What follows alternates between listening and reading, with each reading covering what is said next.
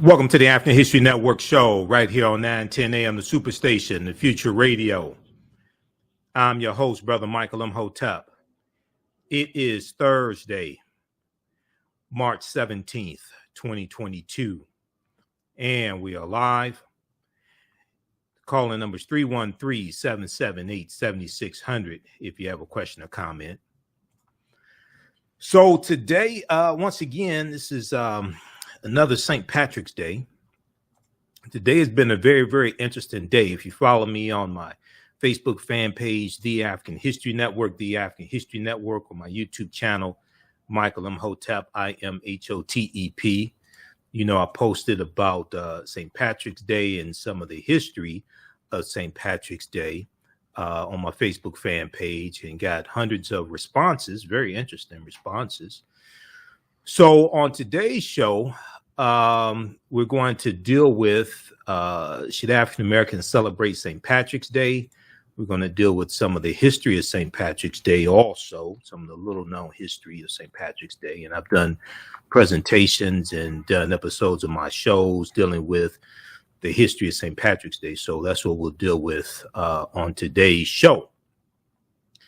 All right. So on the African History Network show, we focus on educating, empowering, and inspiring people of African descent throughout the diaspora and around the world, because right now it's correct your own behavior. What you do for yourself, what you do to yourself, and what you allow other people to do to you and get away with is based upon what you think about yourself. What you think about yourself is based upon what you have been taught about yourself. What you've been taught about yourself is based upon everything you've read, heard, and seen about yourself. So today is March 17th, another St. Patrick's Day, and this commemorates when Patrick, this commemorates the date that St. Patrick actually dies in 461 AD, or Common Era, March 17th, 461 AD.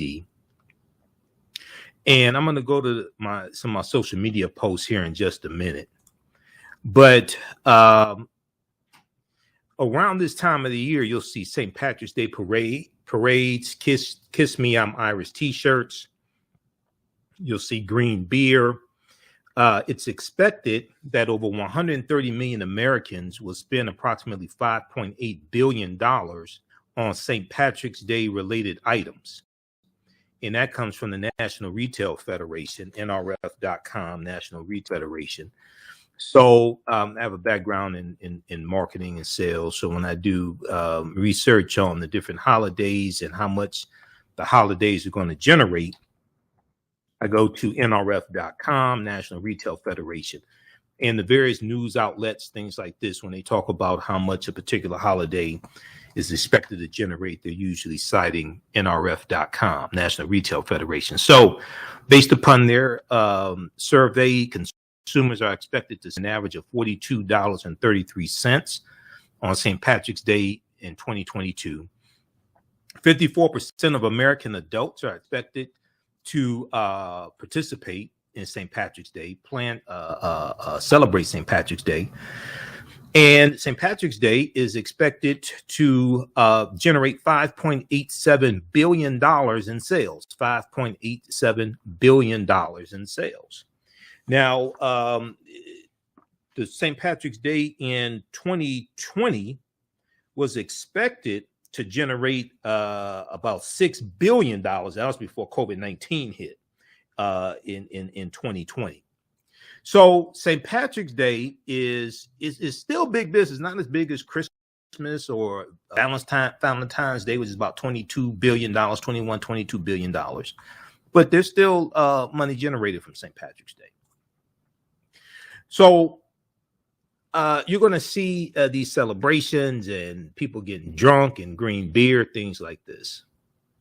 One of the strangest things that you will see is African Americans celebrating St. Patrick's Day. And I asked the question, do you really know what you are celebrating? Do you really know what you are celebrating? Now, I'm not telling African Americans, Black people, people of African descent, I'm not telling them don't celebrate St. Patrick's Day. But if you do choose to participate in St. Patrick's Day, you should, I think, I think you should at least know what the hell it is you're participating in. You should understand the history of what it is that you are participating in. Okay. Now, I recommend that you read African People and European Holidays and Mental Genocide by Dr. Shaka Musa Barashango, book 1 with book 2, book 1 and book 2, because in his books, he deals with the history of these various holidays, including St. Patrick's Day, to break down the history so you understand what you are participating in. And a lot of this stuff, we were taught to participate in it when we were children.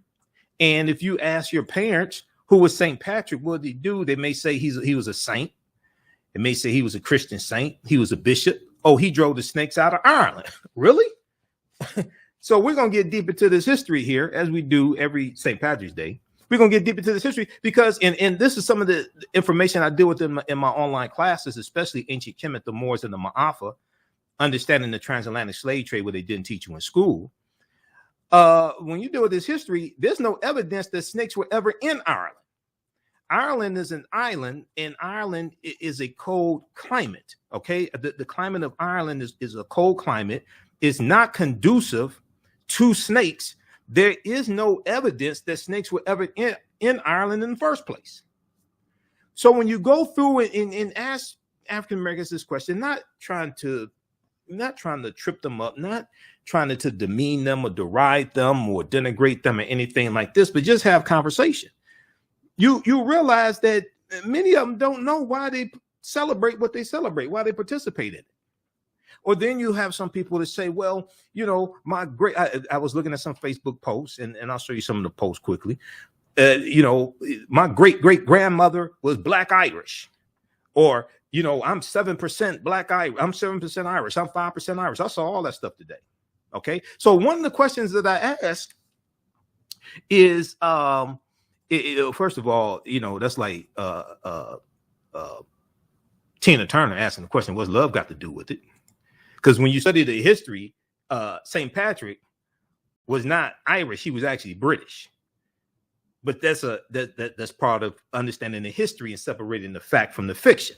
Okay, so one of the questions that I asked today, and I ask it each St. Patrick's Day to get people to start thinking, because you know I understand the program and I understand the advertising. My degrees in business administration with a major in marketing. I understand the program and I was trained in the program and I know what it is I'm looking at. Okay, so I already know what people are going to say when I ask the question. But one of the questions that I asked today is, if you wear green on St. Patrick's Day, will you wear red, black, and green on African Liberation Day? If you wear green on St. Patrick's Day, will you wear red, black, and green on African Liberation Day? If not, why not? We got 647 likes, 114 comments. Okay. And we know that African Liberation Day is on May 25th. Okay. And African Liberation Day commemorates the founding of the Organization of African Unity. Okay. May 25th, 1963. All right. So African Liberation Day is celebrated all across the country by African Americans. Okay. People of African descent. So if you wear green on St. Patrick's Day, will you wear red, black, and green on African Liberation Day? And I asked that question for two reasons. One, to introduce African Liberation Day to some people, because a lot of people don't know about it. Okay, number one. Number two, to get them to start thinking. Why do you wear green? Green wasn't even Patrick's color. Patrick's color was blue. See, this is the programming. We're programmed when we're children to do stupid stuff. And then we replicate it when we're adults and teach our children and don't even know why we do what we do. This is why this book here is so important. And this is one that, you know, I reference this book also in my classes, but this is why this book by Dr. Shaka Musa Barashango is so important. The African People and European Holidays and Mental Genocide. That's book one. I read both of them. I read book 1 and book 2. Okay. So we can start to deprogram ourselves from the programming that operates 24/7. White supremacy is a powerful drug. Now, what I say may go outside the circumference of some people's awareness. Just because you never heard it before, disagree with it, or don't like it, does not mean it's not true. It just means you have to do some research to understand what I'm talking about. So you came to the right person. You came to the right place. Okay, this is the African History Network show. Follow us on our Facebook fan page, The African History Network. Follow us on our YouTube channel, Michael Imhotep, Imhotep. Turn on live notifications so you know when we go live. We're also celebrating our 12th year anniversary of me broadcasting the African History Network show. First broadcasted March 10th, 2010, 12 years ago.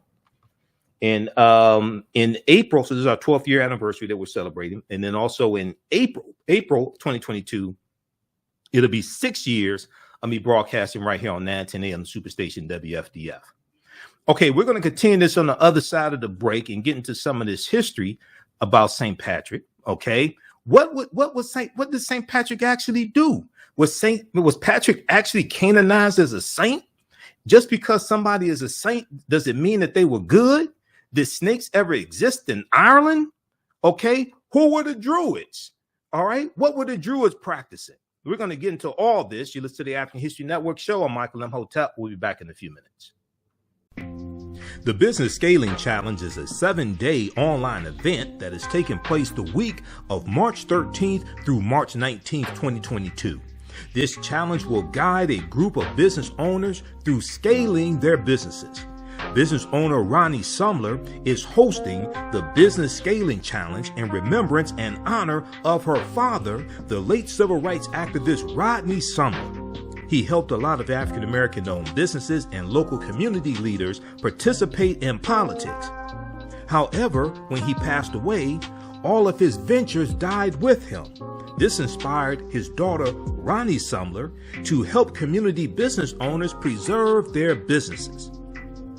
Her business, Digital Dandelions, offers business Bibles to record business processes and procedures. Their business Bibles are their branded run-of-show business manuals that have everything you need to run your business in one place. Their business scaling kit is the first step in creating a business Bible. It includes everything needed to grow your business in one place. Join the Business Scaling Challenge Facebook group for more information, and good luck in scaling your business. On the African History Network show, we deal with current events in history and politics, education, economic empowerment, entrepreneurship, relationships, love, sex, health issues, and much, much more. Unfortunately, many people confuse what racism is. Racism is a power structure. It was laws and policies that put us in this predicament. It's going to be laws and policies that take us out. So when you control the radius of a man or woman's thoughts, you can control the compass of his or her actions, because the mind can't do or teach what it doesn't know. We have it all on 910 AM Superstation. Welcome back to the African History Network show right here on 910 AM, the superstation, the future radio. I'm your host, Brother Michael Imhotep. All right. So right before the break, we were dealing with some of the history of St. Patrick's Day and asking the question, should African Americans celebrate St. Patrick's Day?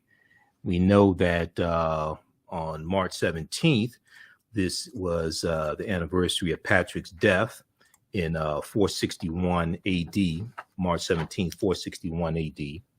Some sources may say 460 AD. Common error. Okay, so I want to go back to this information here. And we were talking about the book African People and European Holidays and Myth of Genocide by Dr. Shaka Musa Barashango as well. Okay, so if we look at who was St. Patrick? Who was St. Patrick? All right. We're going to go to that here in just a second. Who was St. Patrick? And some of the conversations that I had online with some people today, you had some people who said they were, they were part Irish African Americans, so they may have been 5%. Irish, they may have had a great grandmother who was Black Irish or something like that. But what's interesting is that Patrick wasn't even Irish; he was British. So, if we look at who was St. Patrick, History.com has a good article dealing with that, dealing with St. Patrick. Who was St. Patrick? He wasn't Irish, but he found his faith while being held as a prisoner by a group of Irish raiders. So St. Patrick, we know, is the patron saint of Ireland. And St. Patrick is one of Christianity's most widely known figures, but for all of his prevalence in culture, namely the holiday held on the day of his death that bears his name, his life remains somewhat of a mystery. Okay, now what most of what we know about St. Patrick comes from his writings toward the end of his life, called the Confessio. Okay, and there's a lot of myth surrounding St. Patrick also. Many of the stories traditionally associated with St. Patrick, including the famous account of his banishing all the snakes from Ireland, are false. Many of the stories traditionally associated with St. Patrick, including the famous account of his banishing all the snakes from Ireland, are false, the products of hundreds of years of exaggerated storytelling. Once again, there's no evidence that snakes were ever in Ireland. We're also going to reference Nile Valley Contributions to Civilization by Tony Browder. And we're also going to talk about, on today's show, we'll talk about the Knights Templar as well. Okay, we'll talk about the Knights Templar because that ties into the Druids and ties into Frigatriskaidekaphobia, which is the fear of Friday the 13th. So when you dig into this history, and I've been studying this history for years, dealing with the different holidays. And another book that I read was the Everything Irish book. Where is that book? The Everything Irish book, and that is, how did I put that? I just had it. Okay, I'll find it during the commercial break. The Everything Irish book. Okay, I have to find it during commercial break. But that deals with a lot of Irish history also. Okay, now let me go back to this article here. St. Patrick was born in Britain, not Ireland. He was born in Britain, not Ireland, to wealthy parents near the end of the 4th century Common Era AD. He is believed, so in researching this, he's born around 385 AD Common Era, okay, in what's known as Roman Great Britain. What we know as England and Great Britain under the English, under the Anglo-Saxons being a world power doesn't exist at this time. The dominant European power is the Roman Empire. So you have Roman Great Britain, okay, and it's believed that Patrick was born probably in Scotland, which is part of Roman Great Britain, but he was not Irish. He is believed to have died on March 17th, around 460 AD or 461 AD. Usually the date that you'll see is 461 AD Common Era. Although his father was a Christian deacon, it has been suggested that he probably took on the role because of tax incentives, and there is no evidence that Patrick came from a particularly religious family. Just a second here. All right. There's no evidence that Patrick came from a particularly religious family. Okay, now here's the book I was looking for, because I have to teach my classes this weekend, my 2 online classes, and I was preparing for that. So I have 2 binders for the online classes I teach. But this book here, when I was researching Irish history to be able to do my presentations dealing with St. Patrick's Day, the Everything Irish History and Heritage book. This is by Amy Hackney Blackwell and Ryan Hackney. Has a ton of information, takes you all through Irish history. I was trying to get a better understanding of Irish history in general and see where Patrick fits into that Irish history, as opposed to just dealing with Patrick himself. So at the age of 16, Patrick was taken prisoner by a group of Irish raiders who were attacking his family's estate. They transported him to Ireland, where he spent 6 years in captivity. Okay, so he was a slave in Ireland for 6 years. He was a British slave in Ireland for 6 years. Now, there is some dispute over where this captivity took place, although many believe he was taken to live in Mount Slemish in County Antrim. It is more likely that he was held in County Mayo near Killala. All right, but he was captured by the Irish and enslaved in Ireland also for 6 years. Now, during this time, he worked as a shepherd outdoors and away from people. Lonely and afraid, he turned to his religion for solace, becoming a devout Christian. It is also believed that Patrick first began to dream of converting the Irish people to Christianity during his captivity. Now, after more than 6 years as a prisoner, Patrick escaped. According to his writing, okay, the Confessio, according to his writing, a voice which he believed to be God's spoke to him in a dream, telling him it was time to leave Ireland. Now, to do so, Patrick walked nearly 200 miles from County Mayo, where it is believed he was held, to the Irish coast. After escaping to Britain, which is Roman Great Britain, after escaping to Britain, Patrick reported that he experienced a second revelation.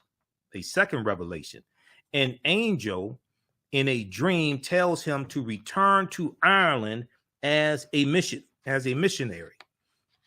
Now, soon after this, Patrick began religious training, a course of study that lasted more than 15 years. Now, after his ordination as a priest, Patrick was sent to Ireland with a dual mission to minister to Christians already living in Ireland and to begin to convert the Irish. Okay, so this is 432 AD. Pope Celestine I sends him into Ireland to convert the Irish to Christianity. Okay, now, interestingly, this mission contradicts the widely held notion that Patrick introduced Christianity to Ireland, because there was someone who went in 431 AD. I think his name was Palladium. In 431 AD into Ireland to convert the Irish to Christianity. Now, at this point in time, the Catholic Church does not exist.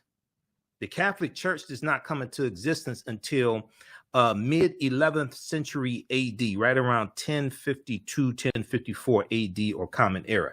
At this point in time, 4th century Common Era AD, 5th century is the Eastern Orthodox Church. Catholic Church doesn't exist at this point in time.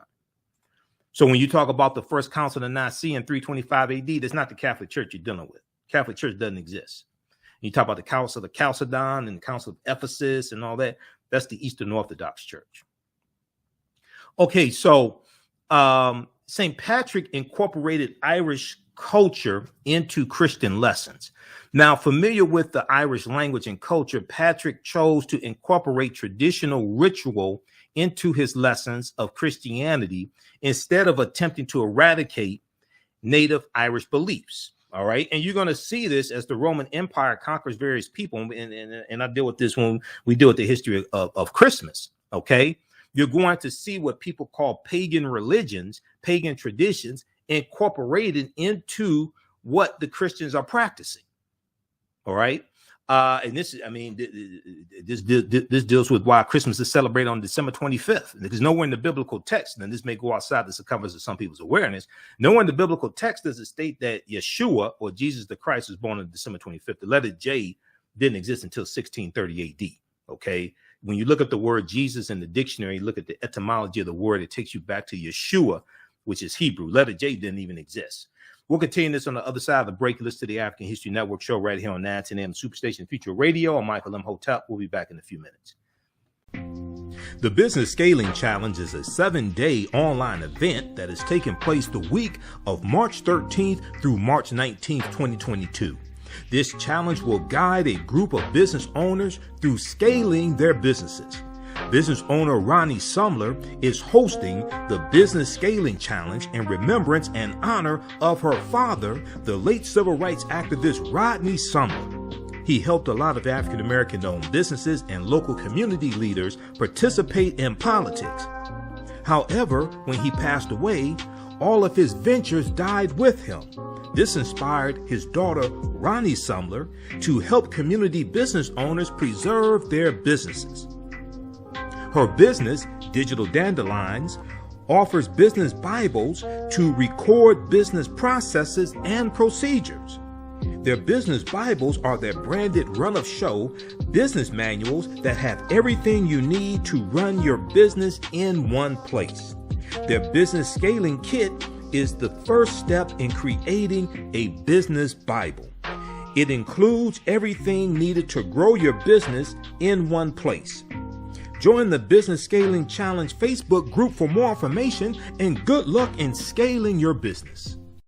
The work that I do is larger than the fashion industry. It's larger than the art world. And I believe that I was born to bring newness into this world. I'm Kaima McIntyre. I'm 24 years old and I'm an artist. I create everything from paintings to jewelry design, metaphysical jewelry to be specific, and fashion design. The only reason why my prom dress went viral is because people needed it. Within a few days of going viral, Notori Naughton reached out to me and she's like, I saw your dress, can you make me a dress? I was equally as shocked to be asked by a celebrity to design their dress at the age of 17. That's just one person, and the list just continues to go on, to Janet Jackson, to Tyra Banks. It really hits home. That means that the discussion is happening on the grounds in real time. Welcome back to the African History Network show right here on 9:10 a.m. the Superstation, the Future Radio. I'm your host, Brother Michael Imhotep. It is Thursday, March 17th, 2022, and we are live. Calling numbers 313-778-7600. 313-778-7600 is the call-in number if you have a question or comment. Okay, be sure to register for the online classes I teach on Saturdays and Sundays. Ancient Kemet, the Moors, and the Ma'afa, Understanding the Transatlantic Slave Trade, what they didn't teach you in school. This is a 10-week online class that I teach. We deal with thousands of years of history. This is at my online school. I do a PowerPoint presentation. We have book references, articles, video clips. You don't have to buy any of the books to follow along in class. We do the sessions live. All the sessions are archived and recorded. Even after the class is over with, you can go back and watch the entire class. Okay, you'll still have access to the entire class. So this class is on sale, $60, regularly $130. We have a bundle pack where you can register for both classes that I teach for $100. That's a $260 value, a bundle pack. The second class that I teach on Sunday is, in both of these classes, are 2 p.m. to 4 p.m., one on Saturday, the other Sunday. From the Civil War to the Civil Rights Movement and Black Power, 1865 to 1968. From the Civil War to the Civil Rights Movement and Black Power, 1865 to 1968. Okay. And you can register for the bundle.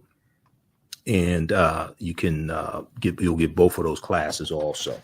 And we have another class starting up, Great African Women in History, the Mothers of Civilization. Great African Women in History, the Mothers of Civilization. That's March 19th and 26th. And that one is $25. Okay, that's at AfricanHistoryNetwork.com. All right, I want to go back to the topic here dealing with St. Patrick's Day history. So we were looking at this article from history.com, the official website of the History Channel. Who is St. Patrick? And there's a section here that talks about St. Patrick incorporated Irish culture into Christian lessons. St. Patrick incorporated Irish culture into Christian lessons. Now, familiar with the Irish language, and he spoke Irish, and culture, Patrick chose to incorporate traditional ritual into his lessons of Christianity instead of attempting to eradicate native beliefs.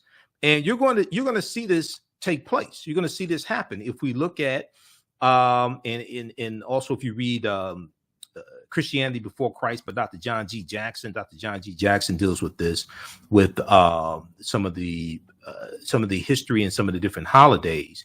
But if we look at why Christmas is celebrated on December 25th, and if you've seen some of my presentations before, or taken any of my online classes, you know I talk about the book, The Life of Christ, the life of Christ. And this was put out by the American Bible Society. Okay. And this edition came out in 2011, The Life of Christ. And I saw it. I was at a CVS pharmacy in Detroit on Jefferson. And I bought it because of what it talks about on page 55. All right. Now, this may go outside the circumference of some people's awareness, but it talks about why Christmas is celebrated on December 25th. And it says in Christianity's early years, people debated when Jesus' birthday should be celebrated. Now, keep in mind, the letter J didn't even exist at this point in time. His name was Yeshua. Some Christians were against observing Yeshua's birthday at all, as they did not want Jesus or Yeshua compared to Pharaoh and Herod. Now, Pharaoh is a title. That's not even a name. Pharaoh or Nesubiti. That's not even a name. That's a title. And because the Pharaoh's or Herod's birthdays were commemorated. But in the 4th century AD, Pope Julius I made it official. Christ's birth would be celebrated on December 25th. Now, there was no evidence for this. Nowhere in the biblical text or the Helios Biblos, the Sun book, does it state that Jesus the Christ is born on December 25th. But this coincided with when many of the other sun deities, when their celebrations were, or their birthdays, coming from various cultures. And if you read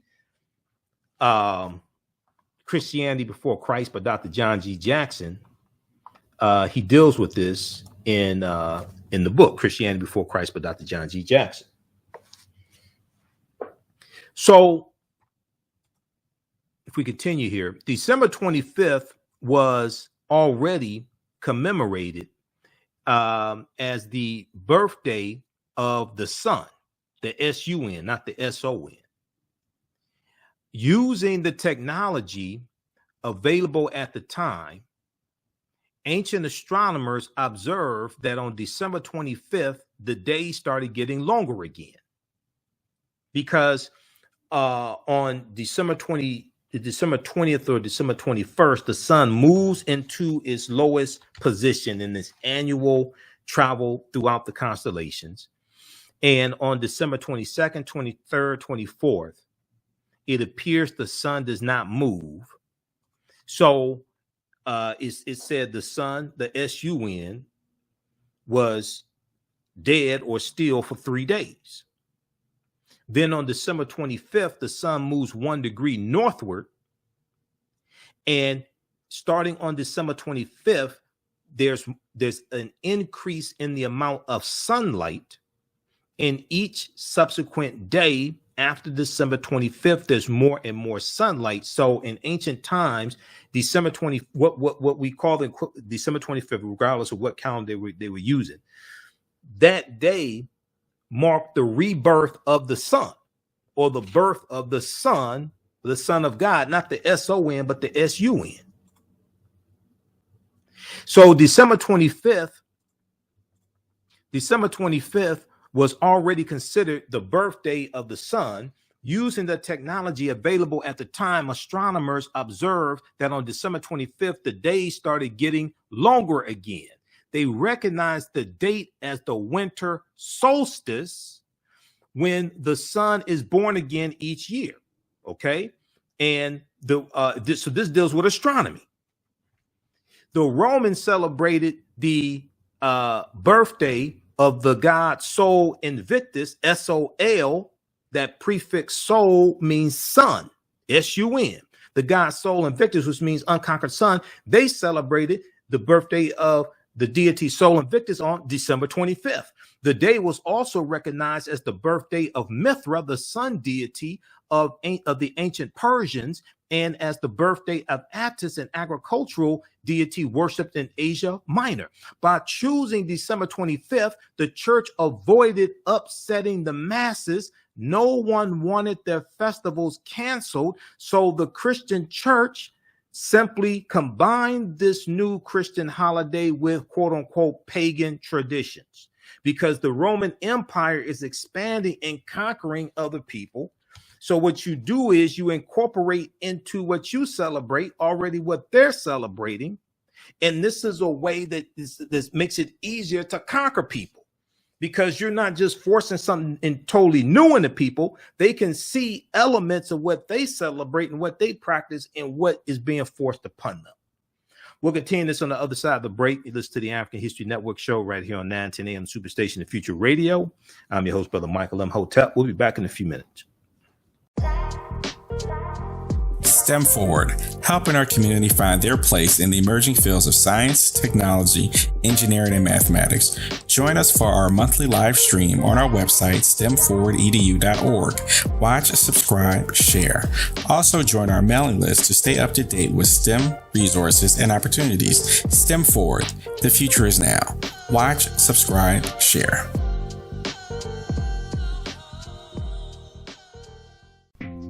The Business Scaling Challenge is a 7-day online event that is taking place the week of March 13th through March 19th, 2022.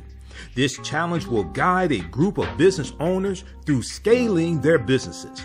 Business owner Ronnie Sumler is hosting the Business Scaling Challenge in remembrance and honor of her father, the late civil rights activist Rodney Sumler. He helped a lot of African-American owned businesses and local community leaders participate in politics. However, when he passed away, all of his ventures died with him. This inspired his daughter, Ronnie Sumler, to help community business owners preserve their businesses. Her business, Digital Dandelions, offers business Bibles to record business processes and procedures. Their business Bibles are their branded run-of-show business manuals that have everything you need to run your business in one place. Their business scaling kit is the first step in creating a business Bible. It includes everything needed to grow your business in one place. Join the Business Scaling Challenge Facebook group for more information, and good luck in scaling your business. Welcome back to the African History Network show right here on 910 AM Superstation, The Future Radio. All right, let's go back to dealing with some of the history of St. Patrick's Day, and should African Americans celebrate St. Patrick's Day? So we talked about some of the history of Christmas, why Christmas is celebrated on December 25th. I've done a 3-hour presentation dealing with that, ancient Kemet, the winter solstice, and the history of Christmas. I also deal with some of the history of Christmas, some in the online class. I teach ancient Kemet, the Moors, and the Ma'afa, understanding the transatlantic slave trade, where they didn't teach you in school. And when we look at solstice, okay, the winter solstice, the word solstice comes from solstare. Let me pull this up. Hold on. What is this doing here?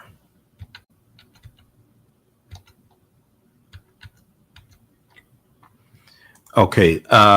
When we break down the word solstice, the prefix sol means sun, and the suffix sistere comes from solstitum, which means stand still. Okay, so the word solstice literally means sun stand still. And we know on December 22nd, 23rd, 24th, the sun appears that it does not move. On December 25th, the sun moves 1 degree northward. Okay, you can check out McGraw-Hill Dictionary of Aviation or Merriam-Webster or Encyclopedia Britannica on what the winter solstice is. Okay, let's continue. So St. Patrick incorporated Irish culture into Christian lessons. Okay. For instance, he used bonfires to celebrate Easter, since the Irish were used to honoring their deities or gods with fire. Easter, Eastra, Oistra, Ishtar. Easter, Eastra, Oistra, Ishtar. All those names are connected. He also superimposed a sun, S-U-N, a powerful Irish symbol, onto the Christian cross to create what is now called a Celtic cross, so that veneration of the symbol would seem more natural to the Irish. So he understands Irish culture, and he's incorporating elements into Irish culture, into what there was being forced upon them, because Patrick killed thousands of Druids. He killed thousands of the Irish to force Christianity on them. Okay, we're going to come to that in just a second. So Patrick was a mass murderer. This may go outside the circumference of some people's awareness. Patrick was a mass murderer. You can also call a colonizer, because the Roman Empire sends him into Ireland to convert the Irish to Christianity. So he was a mass murderer, and you can call him a colonizer as well. So if you celebrate St. Patrick's Day, I think it's important for you to know at least the history of what you're participating in. Now, if you want to celebrate a mass murderer, okay, well, that's on you, you know. Although there were a small number of Christians on the island when Patrick arrived, most Irish practiced a nature-based, what Europeans call a pagan religion, a nature-based pagan religion. But let's look at that term pagan, though. What does that term pagan mean? Because pagan does not necessarily mean something negative. It has been given a negative connotation. Okay, if we look at the point, I think I have it here in the presentation dealing with pagan. These are actual slides from the class. Hold on, let me find this here. So pagan comes from paganus. Pagan just means something that's indigenous to a group of people. Pagan doesn't necessarily mean something negative. Okay, it had, because of European anthropology. Okay, pagan has been given a negative connotation, and actually it is in okay, we have it in my presentation on Christmas. So what we're going to do, we're going to pull up that presentation right quick here, because I want to show you this here. This one right here. Okay, ancient Kemet, the winter solstice, and the history of Christmas. And I have a slide on what is pagan. Okay, so let's go to this. This is slide 22 in this other presentation. So let's look at this, because it's important to understand words, the meaning of words, the etymology of words, because, you know, the English language plays some tricky games with words. All right. So what is pagan? All right. Pagan is a word that is misused to speak negatively about a group of people. If we look at the American Heritage Dictionary, but you can look at Merriam-Webster, you can look at any dictionary you want to. Don't look at Webster. Look at Merriam-Webster. Don't look at Emmanuel Lewis. He just had a birthday. All right. But anyway, an adherent of a polytheistic religion in antiquity, especially when viewed in contrast to an adherent of a monotheistic religion. But even when you talk about monotheism and polytheism, but when you study like the spiritual systems in ancient Kemet and traditional African spiritual systems, they believed in one supreme being. They just had different helpers, emissaries, different manifestations of that one supreme being. You have, but in Christianity, so just like when you deal with in ancient Kemet, you deal with the Neteru, or Sar, or Set, Heru, you do Ma'at, different things like this, the different manifestations of the one supreme being, Dahuti, etc. Right? Well, they're replaced in Christianity by the saints. Because in Christianity, you have what are called patron saints, and the patron saints watch over different groups of people, just like the Neteru was said to watch over different groups of people. So Patrick is the patron saint of Ireland. Saint Maurice, the African Moor, Saint Maurice was the patron saint of Germany. Well, Saint Nicholas is the patron saint of prostitutes, pawnbrokers, moneylenders, children, and Saint Nicholas, the real Bishop Nicholas, who becomes canonized as a saint, is the real person that the mythological character, the secular figure of Santa Claus is based upon, with the influence coming from Sinterklaas, which is Dutch. Sinterklaas in Dutch means Saint Nicholas, who was a religious figure. And Sinterklaas also had a sidekick named Zwarte Piet, Black Pete. Okay, we deal with Zwarte Piet right here. This right here, Zwarte Piet, Black Pete. So in November through December 5th or so, in the Netherlands, they have the celebration and the parade honoring Zwarte Piet and Black Pete. And these Europeans put on blackface, afro wigs, red lipstick, and these outfits and imitate the Moors. Because Zwarte Piet, Black Pete, he was a Moor. Okay, those watching on Facebook and YouTube, keep watching for a few more minutes. We're going to keep broadcasting and wrap this up. We'll be back. I'll be on Roland Martin Unfiltered on Friday, so check me out there as well. Right now, it's correct. Wrong behavior is not over till we win. Wakanda forever. We'll talk to you tomorrow. Peace. All right, stand by. Let me disconnect this call with the radio station. Okay, so. All right, so we have this. See, all this history is connected. This history is connected, connects you to history, culture, language, religion, spiritual systems, all that. This is all connected. All right, now, make a long story short. Let's go back to pagan. What is pagan? All right. So an adherent of a polytheistic religion in antiquity, especially when viewed in contrast to an adherent of a monotheistic religion. And then they'll say Akhenaten created monotheism and all this. African people always believed in one supreme being. They believed in different emissaries, different manifestations of that one supreme being. Okay.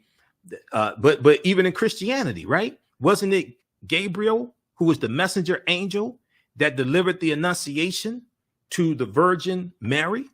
Okay, well, when you study the stories of the Annunciation and the virgin birth and the Immaculate Conception, those are ancient stories. Those stories date back to about 3300 BC in ancient Kemet. Let me see. Let's go to. I'll show you another slide that deals with that because I'm going between two different presentations here. Well, if we look at pagan. You look at the etymology of the word pagan, comes from the late Latin, Middle English, from late Latin, paganus, from Latin, it means country dweller, civilian, from pagus, country or rural district. And pagan just meant basically, just like we may joke and talk about people down in the country, they're in Alabama, Mississippi, they're real country, they were backward, something like that, right? But it's the same thing here. And it was just something, pagan was just referred to as something that was practiced or indigenous to people in a rural district in the country or something like that. Pagan was not necessarily something negative. The word pagan has been given a negative connotation, but it's not negative in its essence. Okay. If we look at just so we have something to compare this with, right? If we look at, I want to go, let's close that one out. I want to go back to this one here. Ancient Kemet, the Moors and the Ma'afa, understanding the transatlantic slave trade, what they didn't teach you in school. I want to go back to this PowerPoint presentation because when we look at the virgin birth, the Immaculate Conception, things like this, right? That is a retelling of a very ancient story. And I want to go to, okay, page 95. So this is slide 98. All right. Let's pick it up here, slide 98. Make a long story short. Okay, so this is from page 95 of Nile Valley Contributions to Civilization by Tony Browder. And Browder's a friend of mine. I've interviewed him a number of times. Brilliant historian and archaeologist. Okay, so it talks about how at the bottom of this page, the story of Asar, Aset, and Heru, who the Greeks called Osiris, Isis, and Horus, is the first story in the recorded history of man of a holy royal family, the Trinity of a holy royal family. The Immaculate Conception, the virgin birth, and the resurrection. Okay. Evidence of this Trinity is known to have existed in ancient Nubia or Ta-Nehesi as late as 3300 BCE, before the Common Era, 3300 BCE or BC, carved onto the walls of the Temple of Luxor around 1380 BCE, before the Common Era or BC, are scenes that depict the following. So you have four scenes here. At the bottom left, you have what's known as the Annunciation. The Neter Dehuti is shown announcing to the virgin Aset the coming birth of their son Heru. The Greeks called Aset Isis. Okay, and when you look at the Notre Dame Cathedral and you research the Notre Dame Cathedral, it's built on the remains of two temples. One of them was a temple dedicated to Isis. The words Notre Dame means Our Lady. So you have Dehuti, who's the nectar of divine articulation of speech and math and science and things like this. Dehuti delivering to Aset the Annunciation. Well, in the story of the Virgin Mary, it was Gabriel, the messenger angel, who delivered the Annunciation. The angels are helpers, emissaries of the deity of God. All right. Then you have in panel 2, you have the Immaculate Conception. The Neter Neph, Kneph, who represents the Holy Ghost, and the Neter Het Heru, or Hathor, who the Greeks called Hathor, are shown symbolically impregnating Aset by holding the Ankhs, which is the eternal symbol of life, or the African symbol of life, the Ankh, to the nostrils of the Virgin Mother to be. Then in panel 3, you have the virgin birth. Aset is shown sitting on the birthing stool, and the newborn child is attended by midwives. And then in panel 4, you have the adoration. The newborn Heru is portrayed receiving gifts from the three kings or magi while being adored by a host of gods and men. Now, in the Helios Biblos in the Bible, when they talk about the wise men or the kings, they don't say how many, but 3 is associated with the 3 stars in Orion's belt, or the constellation of Orion the hunter, and the 3 stars in Orion's belt. And it said that when they tell the story of the wise men, it said they follow the star in the east, which is actually the star Sirius. And the star Sirius is in the constellation of Canis Major. You have Canis Major and Canis Minor, the big dog and the small dog, Canis Major. And this is where this comes from. And we know Sirius, we know the Dogon, and the Dogon talk about the Sirius A and Sirius B star systems, and they talk about how they're from the star Sirius and things like this in their mythology, right? So all of this history is connected.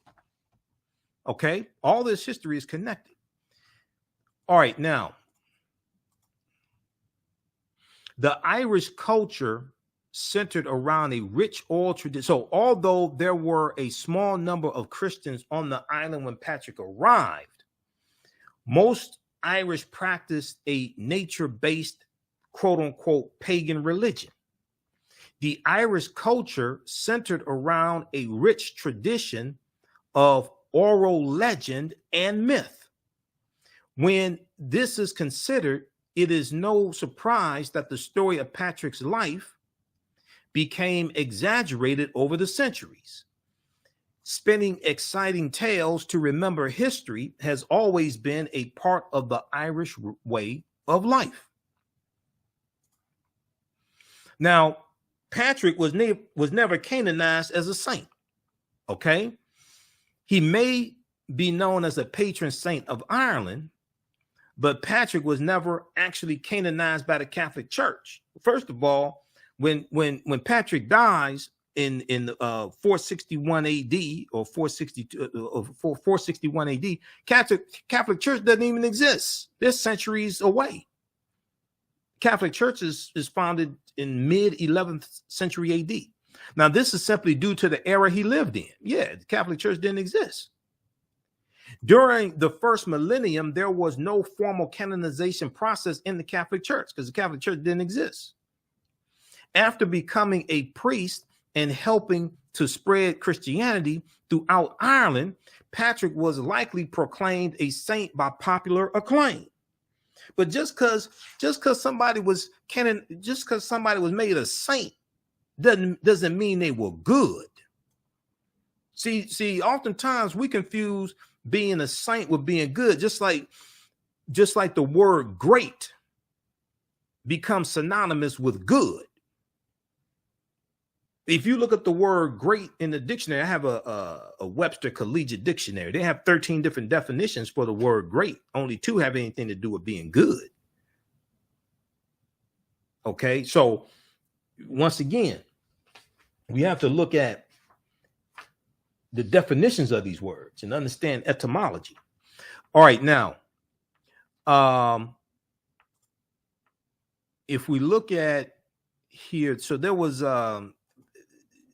I'm going to go to page 193 and 194, Nile Valley Contributions to Civilization, which really gets deep into dealing with the Druids, which is really important to understand. But I want to go to this first here. There was an article that I was looking at today. Was St. Patrick really saintly or a criminal? Was St. Patrick really saintly or, well, you know, we'll go to that one after I deal with Nile Valley Contributions to Civilization. We'll go to that with Patrick. Now I want to look at this here also. So just a second, because I had these laid out. I want to go somewhat in order. All right, how's everybody doing? All right, yeah, that's next. Okay, I want to look at page 195 and 193 and 194 of Nile Valley Contributions to Civilization by Tony Browder. So this gives us a better understanding of Patrick and why I said Patrick was a mass murderer. Let's look at this here.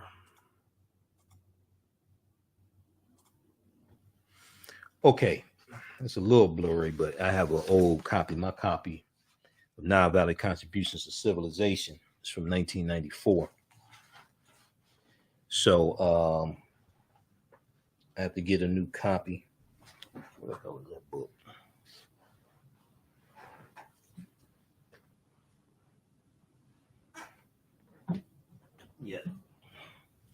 Yeah, see, my copy is from 1994. All right. And not only do I have this book, I also had a study guide that came along with it as well. All right. From Tony Browder. So my book is old and beat up. I need to get a new copy because it's falling apart. But if we look at this here, this deals with some history of the Druids, and it deals with St. Patrick. All right.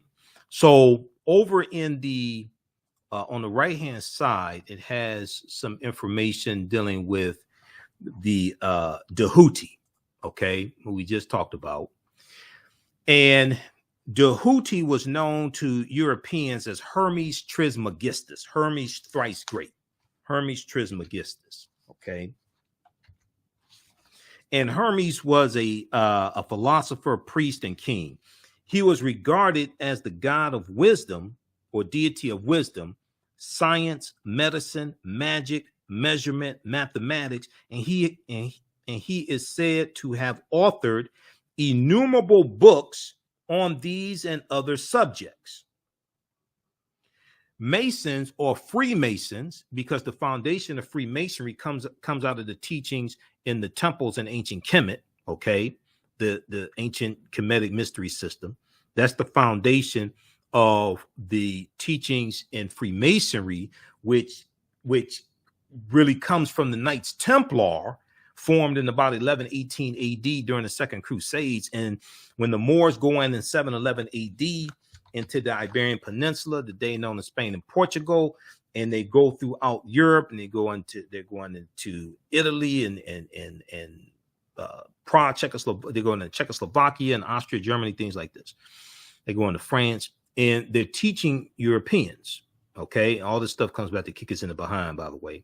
But anyway, there's a group that's formed called the Poor Knights of Christ, the Poor Knights of Christ, and they're formed during the Second Crusades, and they're going to learn from the Moors, okay? And they become very powerful, very wealthy, very educated. And so they're formed right about 1118 AD, okay? And what's going to happen is they're going to be, you have a group of them in France that are going to be rounded up October 13th, 1307, Friday the 13th, October 13th, 1307. They're going to be rounded up eventually, you know, a lot of them are going to be killed and they're going to be disbanded. But what happens is those teachings from the Knights Templar go underground, and later they're going to resurface as the Freemasons, Yorkshire Rites of the Freemasons, and Rosicrucians and things like this, these different what we call secret societies, or what Browder calls societies with secrets, okay? And then Freemasons are going to come here in Virginia, 1607, and afterwards, and you're going to have like 50 of the 56 signers of the Declaration of Independence were Freemasons, okay? So they're dealing with a watered down version of teachings coming from ancient Kemet, ancient Egypt. And you look at the symbolism, you look at the Washington Monument, which is a Tekken coming from Asar or Seton Heru. It's a symbol of resurrection, okay? But that's a symbol coming from Freemasonry. So you're going to see symbols in Freemasonry which come from ancient Kemet, come from the Nile Valley region of Africa. That's our stuff. But if you don't know who you are, okay, you don't know how to claim what's yours. You don't know when you see your stuff. You just attribute it to other people. So you have Tahuti. Let me go back to this here. You have Tahuti, and you're going to have the Greeks refer to Tahuti as Hermes. Now, Hermes is said to have authored 42 books which contain the wisdom of ancient Egypt.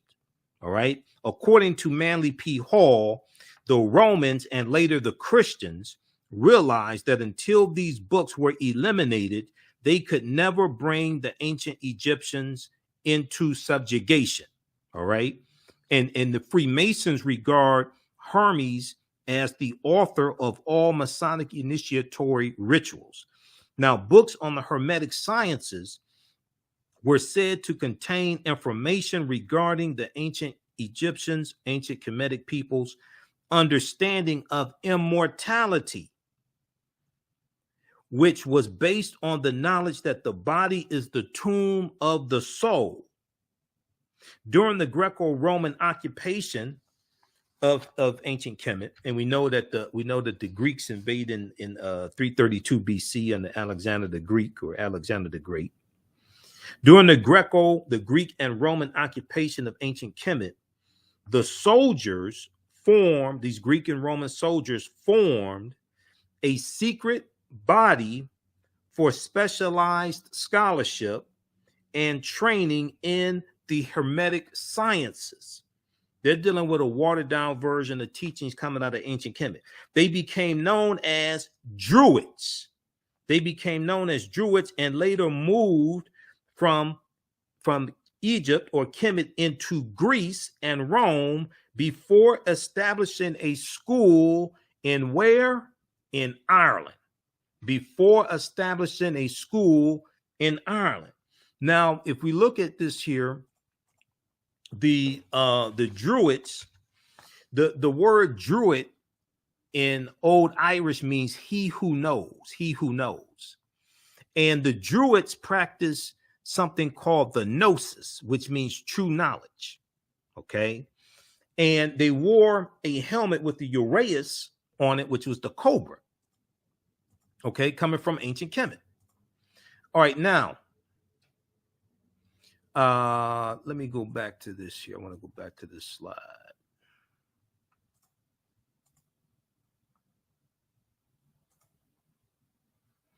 Okay. So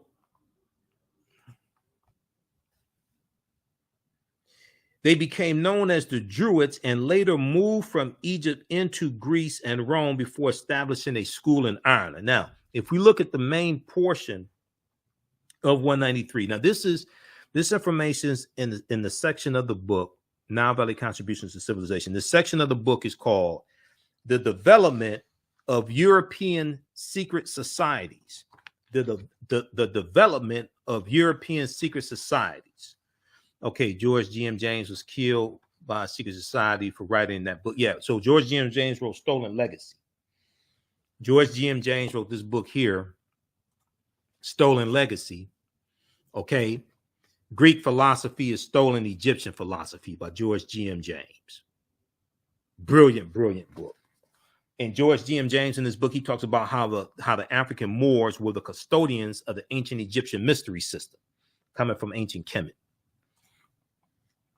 Okay, so if we look at this here, one of the most enduring aspects of Nile Valley civilization was the proliferation of its scientific and philosophical thought, which became known outside of ancient Kemet as the mystery schools or the Hermetic sciences. From the earliest of times, the masses of Europeans, now pay attention to this. This may go outside the circumference of some people's awareness. Just because you disagree with it or don't like it, or it may apply to you, if it applies to you, but it doesn't mean it's not true. Just means you have to do some research to understand what I'm talking about. Okay. So from the earliest of times, the masses of Europeans were poor and ignorant, while only the most fortunate men, noblemen, lords, scribes, and various religious figures or various religious leaders were provided with an education. Of this group, okay, so that may be like the top 10% in European society. Of this group, an even smaller number knew how to adequately read or write. The dogma of Christianity was readily available for the masses of people who were poor and ignorant, while the educated elite studied the ancient teachings, which were also called gnosis or true knowledge. Well, wait a second. Hold on. Just okay, stop it. Time out. So if the educated elite were practicing what is called the gnosis or true knowledge, and they are manipulating the poor and ignorant masses and keeping the masses poor and ignorant and making European Christianity, it wasn't Christianity in its original form, because early Christianity looks a lot like traditional African spiritual systems. Okay, so this is Europeanized Christianity. If they're making Europeanized Christianity readily available for the masses, while the educated elite are dealing with a watered down version of teachings coming out of ancient Kemet, then you have to ask the question, well, wait a second, hold on, what's really going on here? Because what the educated elite are dealing with is called the gnosis, or true knowledge. Well, if what you're dealing with is called the true knowledge, what are you giving to the masses who are poor and ignorant and uneducated?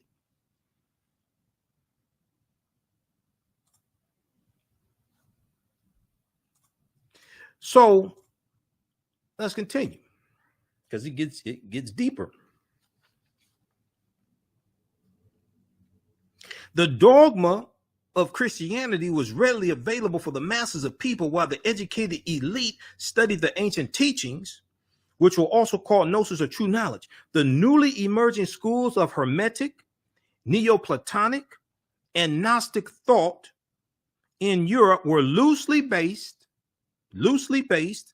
on the Nile Valley principles of education coming out of the Nile Valley region of Africa, okay, like ancient Kemet.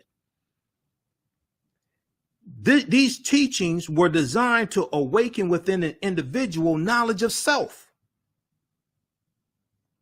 This knowledge led to an awareness of the powers of God, which exists within man, as expressed in the myths of Asar, Osset, and Heru.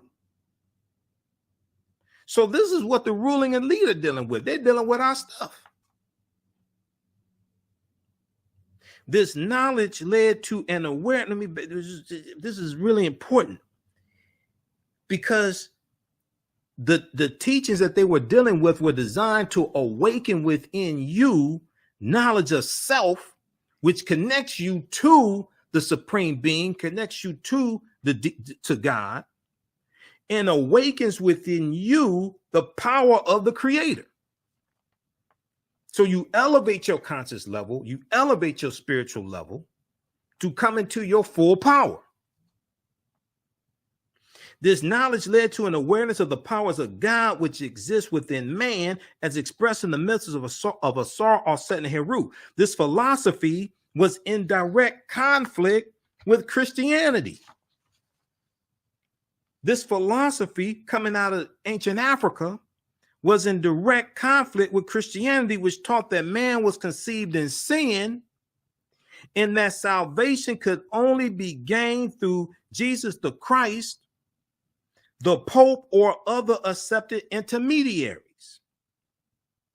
One example of the clash between these opposing ideologies can be found by studying the symbolism incorporated in the story of St. Patrick and the Druids of Ireland.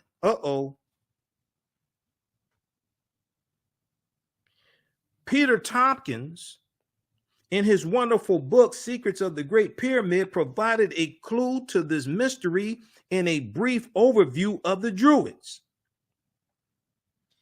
Peter Tompkins said, Druid in Old Irish means he who knows. Julius Caesar, our earliest source on the subject, considered the Druids highly educated and well organized. In De Bello Gallico, he commented, it is especially the object of the Druids to inculcate this, that souls do not perish, S-O-U-L-S, souls do not perish, but after death pass into other bodies, and they consider that by this belief, more than anything else, men may be led to cast away the fear of death. Men may be led to cast away the fear of death and to become courageous. They discuss many points concerning the heavenly bodies and their motion, that's called astronomy, the extent of the universe and the world, the nature of things, the influence and ability of the immortal gods, and they instruct the youth in these things, end quote. So Browder goes on to say that the Druids were also known to dress in a style similar to the priestly kings of ancient Kemet, or the Nesubiti pharaohs in ancient Kemet. Their heads were adorned, bottom of the page, their heads were adorned with a uraeus, which was the symbol of the cobra that was worn on the crown of the Nesubiti or pharaoh in ancient Kemet. Because of this symbolic imagery, the Druids were often referred to by outsiders as the snake people. Their presence and ideology were viewed as a direct threat to the development of Christianity in Ireland, because they're dealing with teachings coming out of ancient Kemet that awaken within you knowledge of self and the powers of God that are inside of you. So Pope Celestine I in 432 AD said, gotta go, gotta go. In 432 AD, Pope Celestine I sent a former British slave named Patrick into the region to convert the population to Christianity, to convert the Irish to Christianity. In the name of Christianity, Patrick's army killed thousands of Irishmen, and he is said to have founded more than 300 churches and baptized more than 120,000 persons. Now, this could be this is probably an exaggeration, but he killed a whole lot of Irish people. He killed a whole lot of Irishmen in the name of Christianity to convert them to Christianity. Patrick also introduced the Roman alphabet and Latin literature into Ireland. He was rewarded by the Vatican with sainthood. And today, millions of people throughout the world celebrate St. Patrick's Day on his feast day, March 17th, in honor of a mass murderer. And since the Roman Empire sends him into Ireland to convert the Irish to Christianity, because the Roman Empire is expanding, you can also call Patrick a colonizer.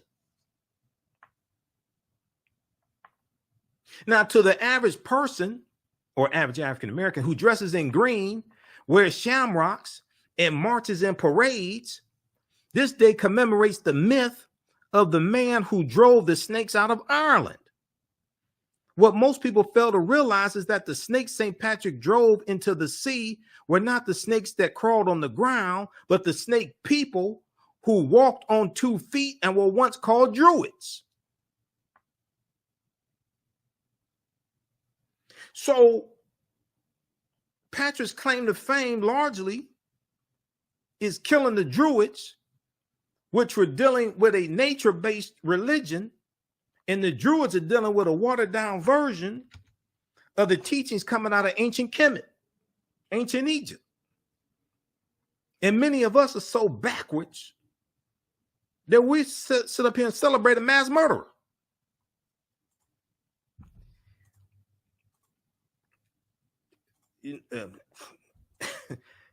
Hey, I ain't make this up myself. I mean, tell me I'm wrong. Prove it. We'll sit up here and participate in honoring a mass murderer who forced on the Irish, and the Irish are dealing with teachings that are closer to what our ancestors practice coming out of ancient Africa. And we sit up here and participate in stuff and have no clue what we're doing.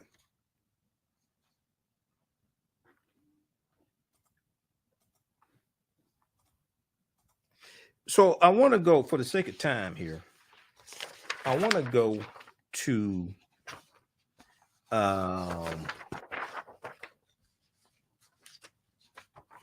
want to go to 7 surprising facts about St. Patrick's Day. Well, you know what? Let's go to this other one. Was St. Patrick really saintly or a criminal? This is from irishcentral.com. I was looking at this today.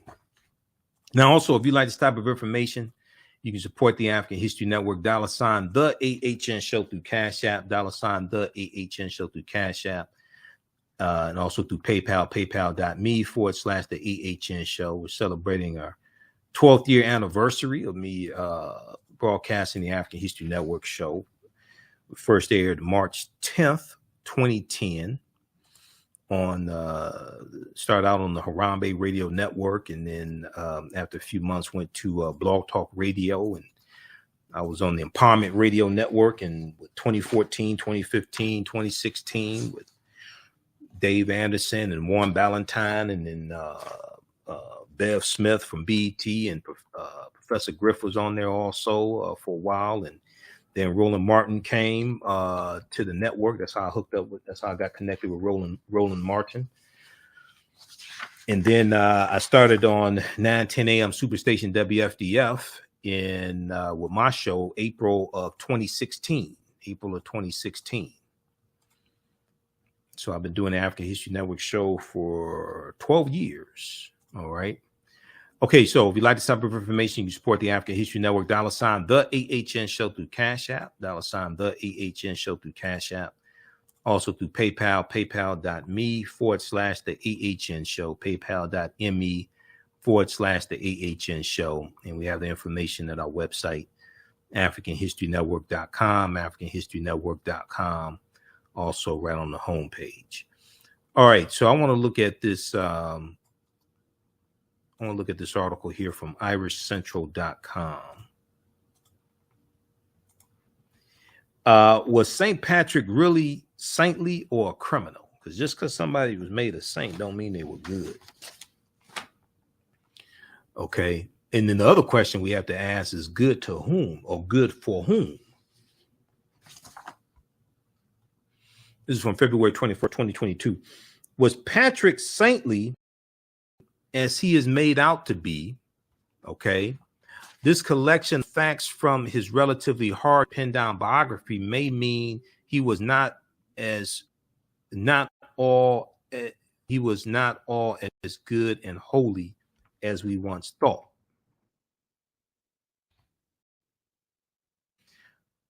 Okay, so if we look at this here quickly,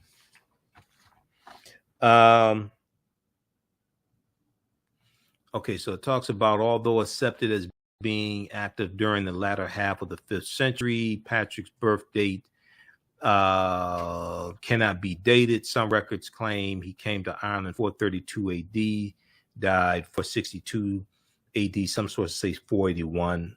Others say he died in 492, but most of them say 461 or 462 AD or Common Era. Okay. Okay, so we skip. Let's see. I want to go here. Is the most famous love Irish history.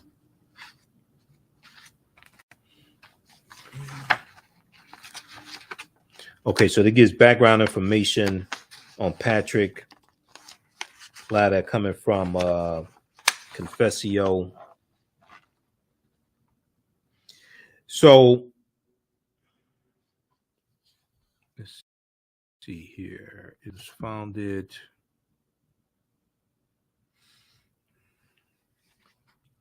Okay. The gifts.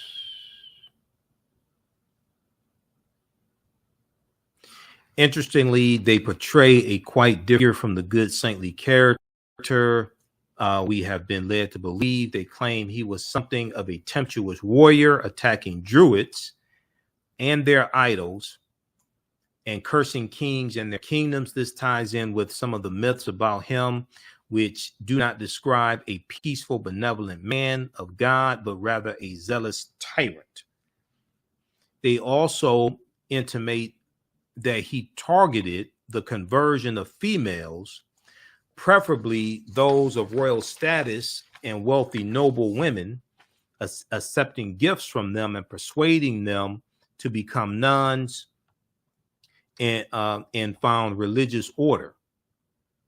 Okay, let's reduce the size of that. Okay, and found religious order, much to the chagrin of their families. He also targeted and the poor. He also targeted slaves and the poor.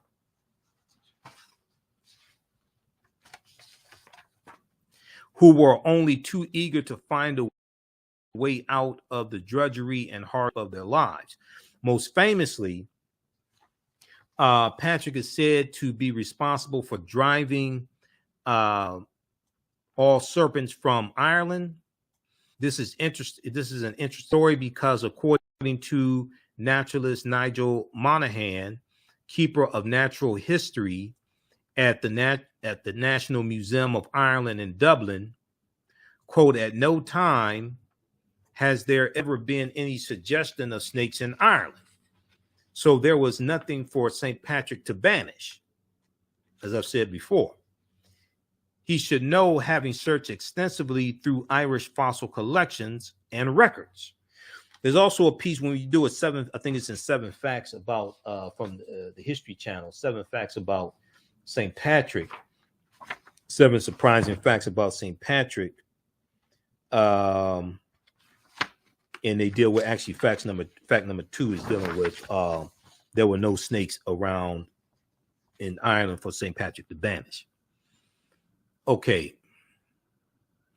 We already know the sacred. We already know how the sacred. Okay, we already know how the sacred number 3 was, how sacred the number 3 was to ancient pagans.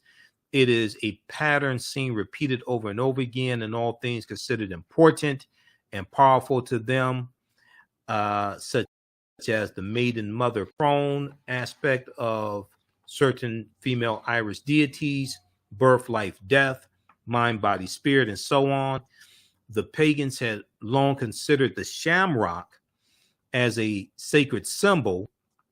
It's 3 heart-shaped green leaves representing rebirth and the cycle of life. It comes as no surprise then Patrick should choose to use the 3-leaf shamrock to illustrate the Christian Holy Trinity, Father, Son, and Holy Spirit.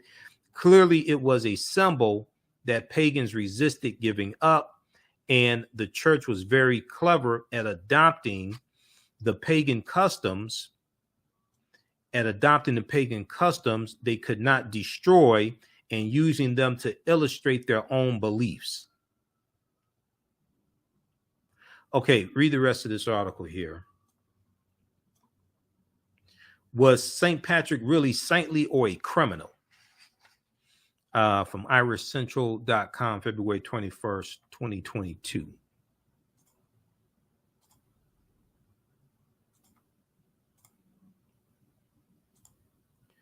Okay, and then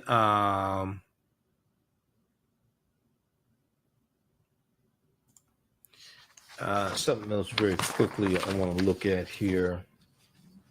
I have a lot more information, but we ain't going to get to all of it. So, okay, we did that. Was you a criminal or not? If we look here quickly at 7 surprising facts about St. Patrick. 7 surprising facts about St. Patrick. And this is from history.com, which is the official website of the History Channel.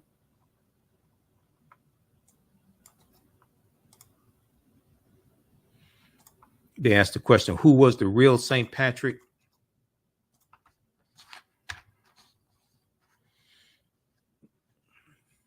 Who was the real St. Patrick? Was that legend about the snakes true? And why did so many St. Patrick's Day traditions start in America? Why did so many St. Patrick's Day traditions start in America? We'll look at a couple of these here.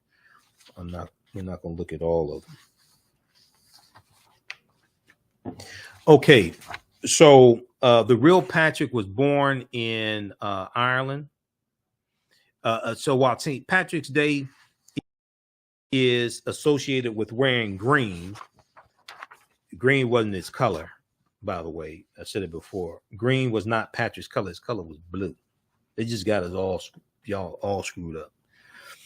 While St. Patrick's Day is now associated with wearing green, parades, when they're not canceled, and beer, the holiday is grounded in the history that dates back more than 1,500 years.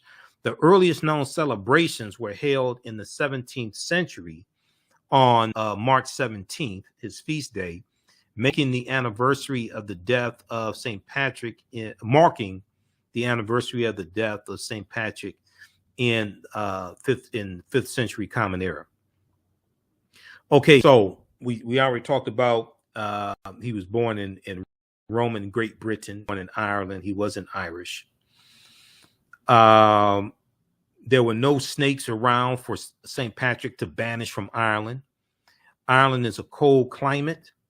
There's no history of snakes ever being in Ireland. Okay. It's believed that's a metaphor for him having out the Druids, the snake people, the Druids. Now, among legends associated with St. Patrick is that he stood atop an Irish hillside and banished snakes from Ireland, prompting all serpents to slither away in the sea. Prompting all serpents to slither away in the sea. In fact, research suggests snakes never occupied the Emerald Isle in the first place.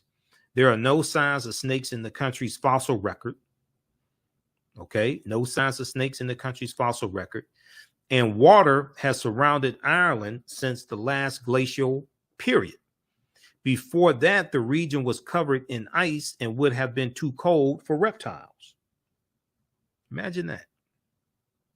Leprechauns are likely based on Celtic fairies.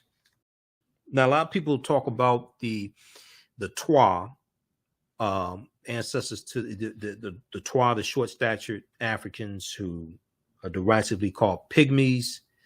And they talk about the Twa, because leprechaun means small-bodied person or small-bodied fellow, and the Twa was short-statured, and the Twa were known for doing magic and things like this. So it's believed that the leprechauns were actually came from the Twa. The leprechauns were actually in reference to the Twa. Now, the red-haired green cloth leprechaun is commonly associated with St. Patrick's Day. The original Irish name for these figures in folklore is Loberson, meaning small-bodied fellow. Belief in leprechauns likely stems from Celtic belief in fairies, tiny men and women who could use their magical powers to serve good or evil. In Celtic folk tales, leprechauns were cranky souls responsible for mending the shoes of other fairies. Okay, the shamrock was a sacred plant. It was a 3-leaf clover. 4-leaf clovers are extremely rare. But it was a 3-leaf clover associated with Ireland for centuries. It was called the Simroy by the Celtics, and was considered a sacred plant that symbolized the arrival of spring. According to legend, St. Patrick used the plant as a visual guide when explaining the Holy Trinity. By the 17th century, the shamrock had become a symbol of emerging Irish nationalism. Also, the first St. Patrick's Day parade was held in the U.S. When people in Ireland had celebrated St. Patrick, while people in Ireland had celebrated St. Patrick's Day since the 1600s, the tradition of a St. Patrick's Day parade began in America and actually predates the founding of the United States. Records show that a St. Patrick's Day parade was held on March 17, 1601, in a Spanish colony in what is now St. Augustine, Florida. We know that was Spanish territory first before it became part of the Union. And Juan Ponce de Leon, the Spanish conquistador, we know goes into Florida in 1513. He has along with him an African by the name of Juan Garrido. Juan Garrido was born in West Africa about 1480, and it's believed that Juan Garrido was the first African that we know of by name. Now, he wasn't the first African here, because we know that African people have been in this land we call the United States of America going back at least 51,700 years. And Dr. David Imhotep, who's a friend of mine, and he deals with this in his book, The First Americans Were Africans, Documented Evidence. And this is even before Native Americans even come into existence. And page 14 of his book deals with the discovery by Dr. Albert Goodyear, who's an archaeologist at the University of South Carolina.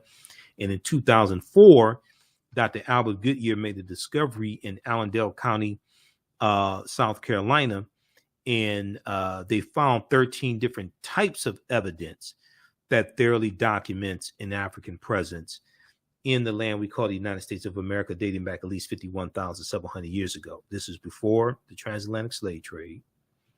This doesn't mean slavery did not happen, just means that African people were here in this land, living and building civilizations tens of thousands of years before we were told that we were brought here chained and shackled and conquered by Europeans. They found artifacts, architecture, campsites, carvings, footprints, and lava, genetic M174D haploid groups dealing with DNA and genetics, linguistics, paintings, skulls, skeleton structures, and tools.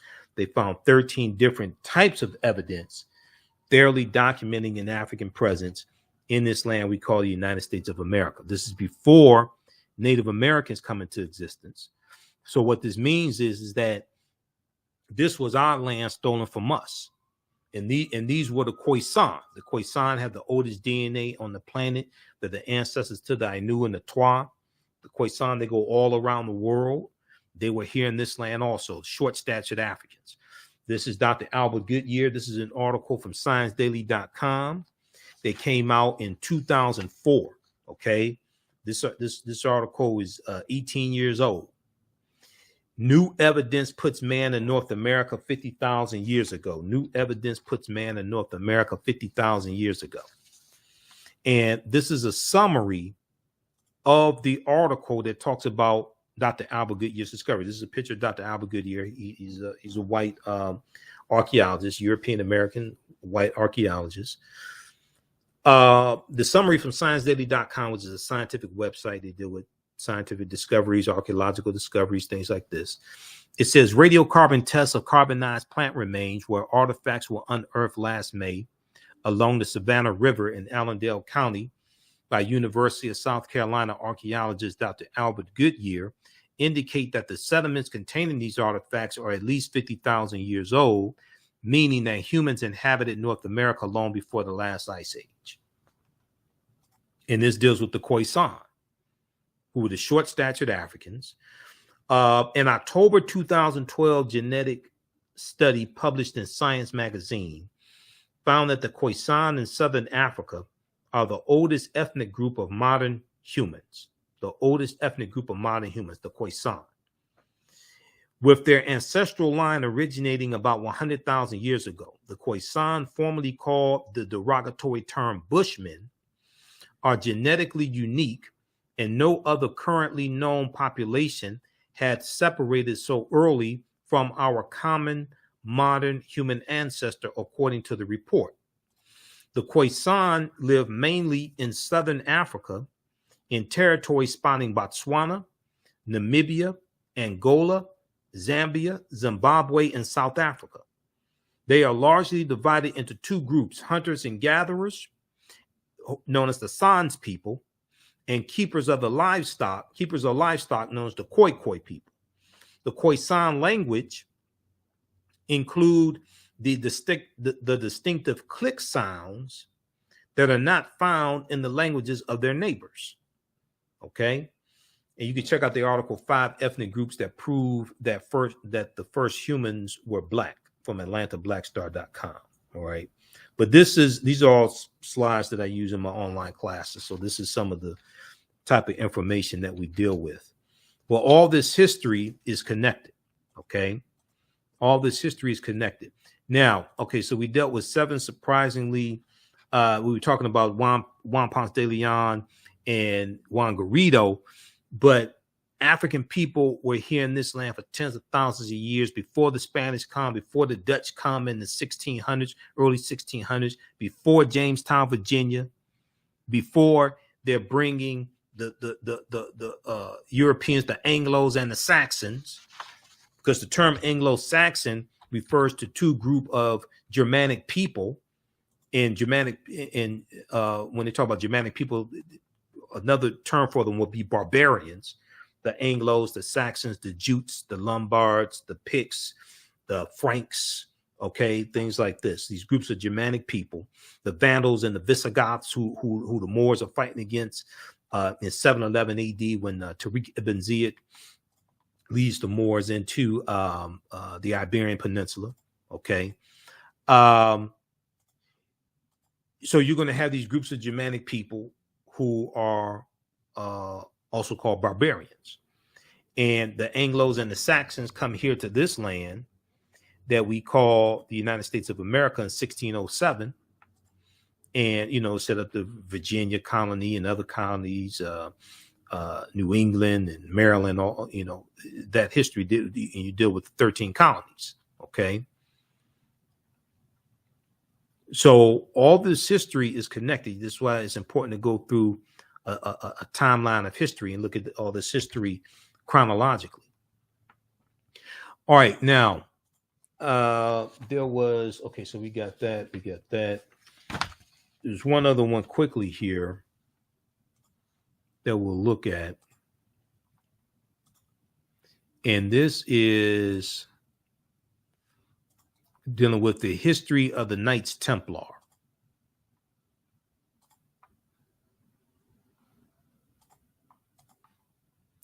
The history of the Knights Templar.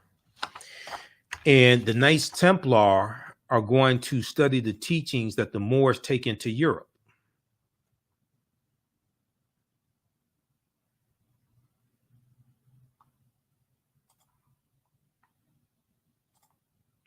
All right, let's see here. We're finishing up that one article. Okay, records show that a St. Patrick's Day parade was held on March 17, 1601 in a Spanish colony in what is now St. Augustine, Florida. The parade and a St. Patrick's Day celebration a year earlier were organized by the Spanish colony's Irish vicar, Ricardo Artur. More than a century later, homesick Irish soldiers serving in the English military marched in Boston in 1737 and in New York City on March 17th. Enthusiasm for the St. Patrick's Day parades in New York City, Boston, and other early American cities only grew from there. In 2020 and 2021, parades throughout the country, including in New York City and Boston, were canceled or postponed for the first time in decades due to the outbreak of the COVID-19 virus. Okay. And that reminds me of the great pandemic, the Spanish flu pandemic of 1918, 1919, and into early 1920, when parades were canceled, schools were closed, churches were closed, businesses were shut down. The people wore masks, surgical masks, like people are wearing today. They stopped shaking hands, things like that. All right. So this other piece here, history of the Knights Templar. Very quickly here, history of the Knights Templar.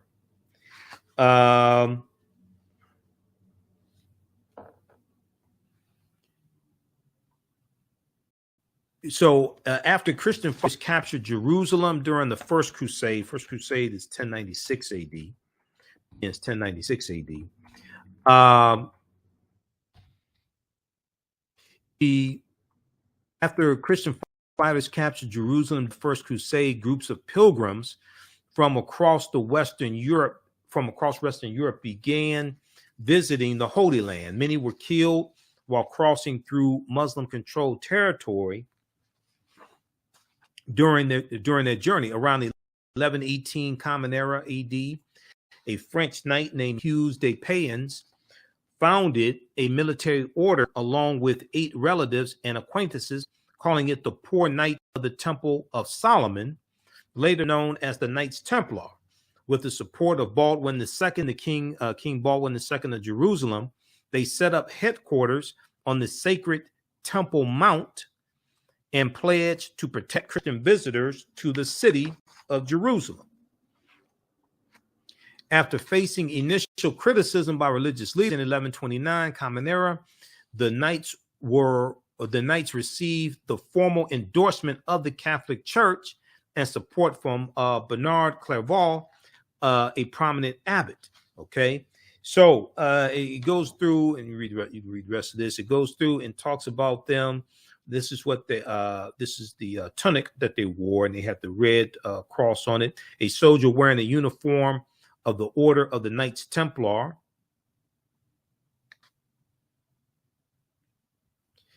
And about 1303, the Knights had lost their foothold in the Muslim world and established a base of operations in Paris.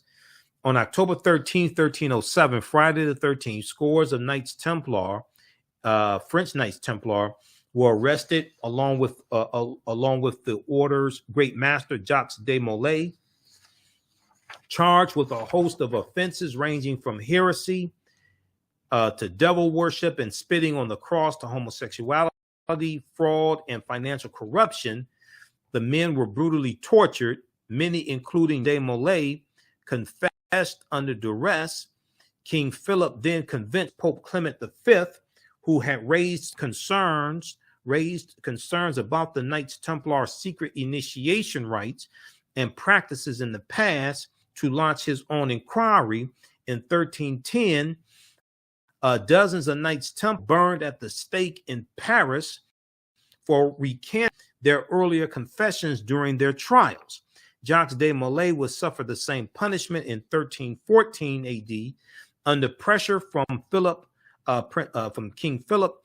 Pope Clement reluctantly dissolved the Knights Templar in 1312 AD. Okay, but the Knights Templar are studying some of the teachings that the Moors took into Europe.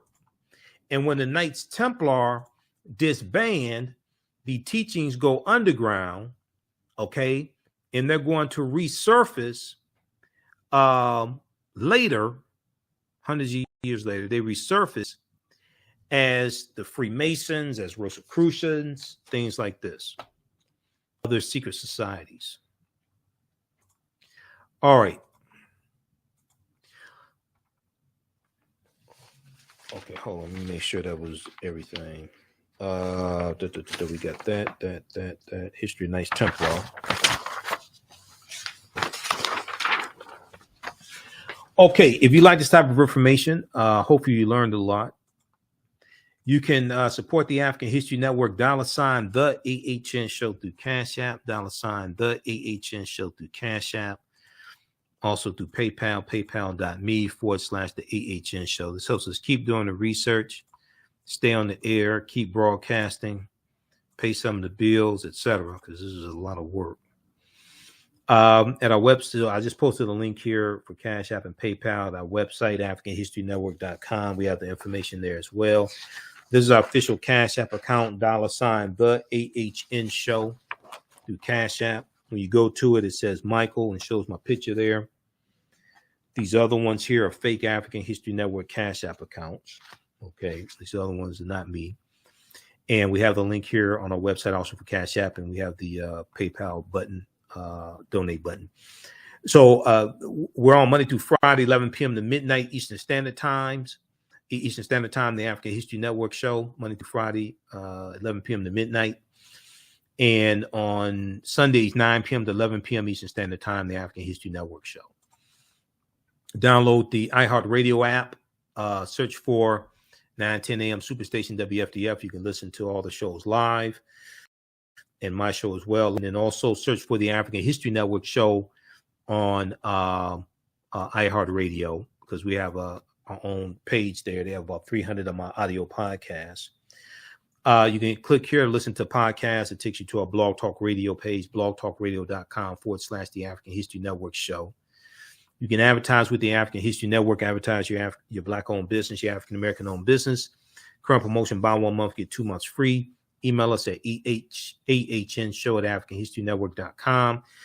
And be sure to register for the online classes I teach. The classes are a lot of work.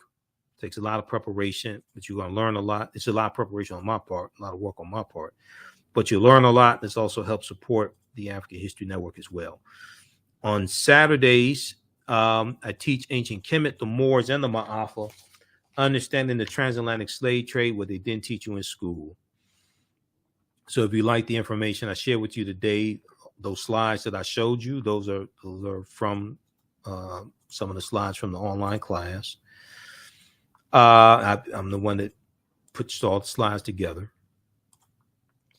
So this class is on sale $60, regularly $130. Ancient Kemet, the Moors, and the Ma'afa, understanding the transatlantic slave trade, what they didn't teach you in school. We deal with thousands of years of history and what leads up to the transatlantic slave trade taking place. We can't start studying history and slavery. We have to deal with the sequence of historical events that lead up to the transatlantic slave trade taking place. And we also deal with the 800-year occupation of Europe by the Africans known as the Moors, and deal with what the Moors take into Europe. And they're taking the teachings from ancient Kemet, from ancient Egypt into Europe. And these teachings are going to bring Europe out of the Dark Ages, okay? So as soon as you register for the class, you can start watching the content. The class is on sale $60, regularly $130. The second class I teach on Sundays, the second class is Sunday, 2 p.m. to 4 p.m., from Civil War to the Civil Rights Movement of Black Power, 1865 to 1968. And this class basically picks up where the first class leaves off. Okay, this class basically picks up where the first class leaves off. And we start in 1803 with the Louisiana Purchase. And we're going to go from there and go through to deal with the Mexican-American War and Civil War, and we go throughout history and deal with what happened to us after slavery ended, what were the laws and policies put in place, so we can understand what happened to us, so we understand where do we go from here. Okay, that's from the Civil War to the Civil Rights Movement of Black Power, 1865 to 1968. We have a bundle pack where you can register for both classes. You can register for both classes for only $100. Bundle pack is on sale right now, $100, $260 value. Even after, so we do the sessions live. All the sessions are recorded. So as soon as you register, you can start watching content. We have content on demand. You can join us in class for the next classes. And even a year from now, you still have access to the full class. You can go back and watch all of them. If you've taken any of my online classes with me in the past, and I've been teaching these classes on and off since 2017, email me at AHNshow@AfricanHistoryNetwork.com, and you'll get 50% off on the bundle pack, okay? If you've taken any of my online classes with me in the past. Email me at AHNshow@AfricanHistoryNetwork.com, and you'll get a 50% discount. I'll enroll you in it, and you can start watching the content. You can also email us at TheAHNshow@gmail.com also. All right. All right. Look, we have to get out of here. Remember, the African History Network, we focus on educating, empowering, and inspiring people of African descent throughout the diaspora and around the world, because right now, let's correct your own behavior. It's not over till we win. Hopefully you learned a lot today. I'm not telling you don't celebrate St. Patrick's Day, but hopefully after you research this information, it will, if you choose to continue to celebrate, it'll at least change how you celebrate St. Patrick's Day.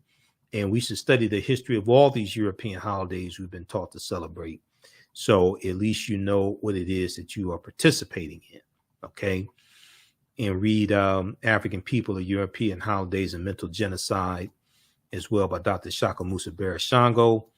And check out also at our website, all my DVD lectures and digital downloads are there as well at our website also. But check out, we have a recommended reading list of books at the top of the page. We have a recommended reading list of books, but as you get deeper into this information, you'll see that, where is it? Book list right here. As you get deeper into this information, you see that your thoughts create feelings, your feelings create actions and behaviors, your actions and behaviors create results. And what you do for yourself, what you do to yourself, and what you allow other people to do to you and get away with is based upon what you think about yourself. What you think about yourself is based upon what you have been taught about yourself. What you've been taught about yourself is based upon everything you've read, heard, and seen about yourself. So you'll see how this information changes the way you think, feel, act, and behave, ultimately changes your results as well. All right, look, we have to get out of here. Remember, at the African History Network, you focus on educating, empowering, and inspiring people of African descent throughout the diaspora and around the world, because right now it's correct wrong behavior. It's not over till we win. Wakanda forever. We'll talk to you next time. Peace. The Business Scaling Challenge is a 7-day online event that is taking place the week of March 13th through March 19th, 2022. This challenge will guide a group of business owners through scaling their businesses. Business owner Ronnie Sumler is hosting the Business Scaling Challenge in remembrance and honor of her father, the late civil rights activist Rodney Sumler. He helped a lot of African-American owned businesses and local community leaders participate in politics.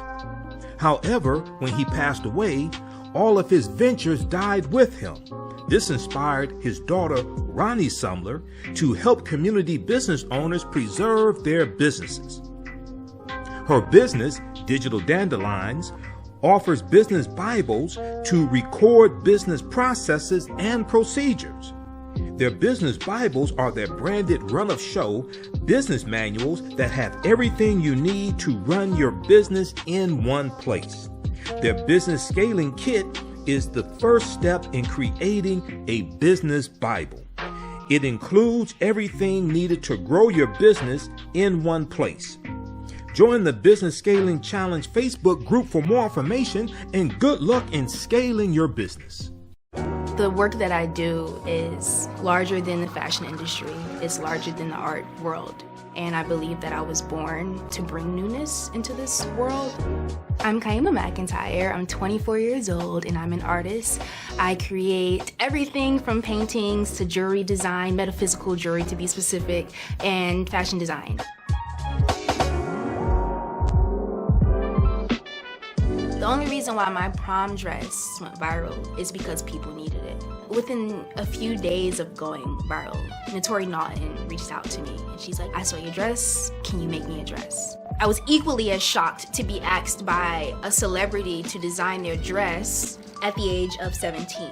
That's just one person, and the list just continues to go on, to Janet Jackson, to Tyra Banks. It really hits home. That means that the discussion is happening on the grounds in real time.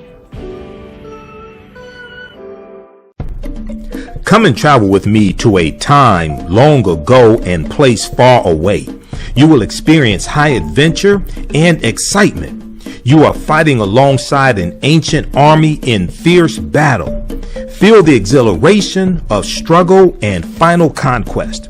My name is Menenkere, and I am both a prince and a priest in one of the most advanced civilizations humans have ever produced. I want you to ride with me in my chariot as I slay the barbarians who have come to invade my land. I invite you to sit at the conference table with the great Pharaoh Taharka and his ministers as they plan intrigue and use subterfuge to outmaneuver and defeat the enemy. Come back with me to the land of your ancestors, to the beautiful land of Kemet. So open the pages of this book and begin the adventure. Find out what happens in the book Menenkere Battles the Assyrians in the Nile Valley from author Makari Jones. Get your copy today at Amazon.com.